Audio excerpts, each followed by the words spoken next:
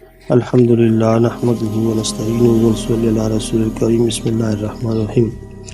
حضرت محمود وراق علیہ الرحمہ کا بیان ہے کہ ہمارے پاس ایک ناقص العقل غلام تھا۔ میں نے اس سے پوچھا تم نکاح کیوں نہیں کر لیتے؟ کہنے لگا میرا رب حور عین کو میری زوجہ بنائے گا۔ اس کے بعد ہم جہاد کو نکلے، وہ غلام شہید ہو گیا۔ میں نے دیکھا سر کہیں اور دڑ کہیں پڑا ہوا ہے۔ ہم نے اس سے پوچھا تمہارا کتنی حوروں سے نکاح ہوا؟ تو اس نے انگلیوں سے اشارہ کیا 3 حوروں سے۔ کتاب العرائض میں سالبی علیہ الرحمہ نے بیان کیا ہے کہ ایک شخص روزانہ 1000 بار ابلیس بلانا بھیجا کرتا۔ ایک دن دیوار کے سائے میں سو رہا تو کسی نے جگا دیا اور کہا جلدی کر دیوار گرا چاہتی ہے۔ وہ ذرا ادھر ہوا ہی تھا کہ دیوار گر پڑی۔ اس نے پوچھا تم کون ہو اور تجھے کیسے معلوم ہوا کہ دیوار گر جائے؟ وہ کہنے لگا میں ابلیس ہوں۔